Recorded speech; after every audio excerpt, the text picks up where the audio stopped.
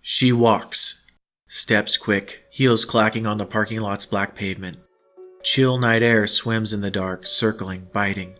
Reaching into her purse, she feels for her keys, the metal gently chiming. By touch, her fingers automatically sort through the keyring as she nears her car.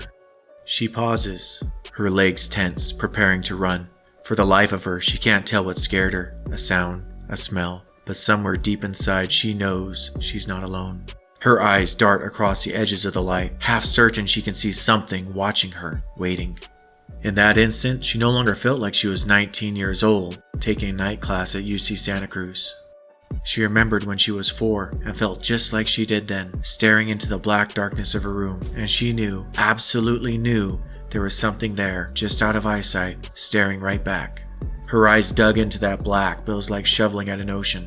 Her mom's voice called to her saying, "There's no such thing as monsters."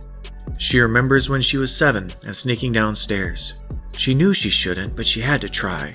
And she saw her father placing presents in bright red glossy gift wrap with curled silver ribbon under the tree, and treasonously eating the cookie. At 9, Mom's a tooth fairy, and surely you're too old for this now. 9 and a half, and she hears that noise, night after night, coming from under her bed, but she won't hide under her covers this time. Before her line of courage could snap, she threw the blanket off and fell to the ground, flat on her stomach. She didn't want to open her eyes, but she's terrified to be there, out in the open, unprotected, without seeing, without knowing. And she opens them and sees 2 old socks and her pajama pants she was supposed to throw in the laundry. Years move on past dares and horror movies and ex-boyfriends and other things worth being afraid of.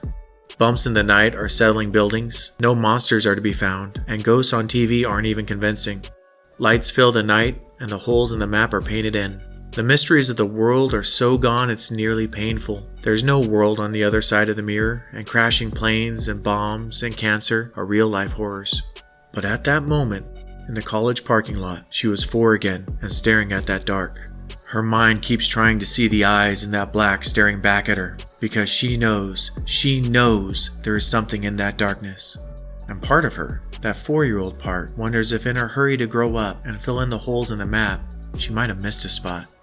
Perhaps somewhere in a rush to know everything, she started looking past the darkness instead of into it. And somewhere in that sea of black was something, forgotten by the world, unseen in the shadows, hanging on every word as we repeat to ourselves, there's no such thing as monsters. And maybe, just maybe, it likes it that way. Her fingers on the keys, she takes the last 10 steps to her car. With a click, the door unlocks and her hand reaches for the door, and in 2 seconds, she's in the car. The doors are locked, and she already has checked the back seat just in case. The key turns and headlights flood the darkness where those eyes lurked. And once again she is 9 and a half, laying on her stomach, in her room, staring at 2 socks and an old pair of pajamas. The night is once again empty. She wasn't sure how long she held her breath, but she breathes now, feeling a little silly, and even laughs out loud at checking the back seat. She turns on the radio and pulls out of the parking space, driving only slightly faster than necessary. I watch her drive away, stepping out from between the shadows. Her red tail lights, shining out of the car's black metal, feel strangely like a reflection as I start to walk to her home. She never looks over her shoulder. She hasn't for years. I can't help but smile.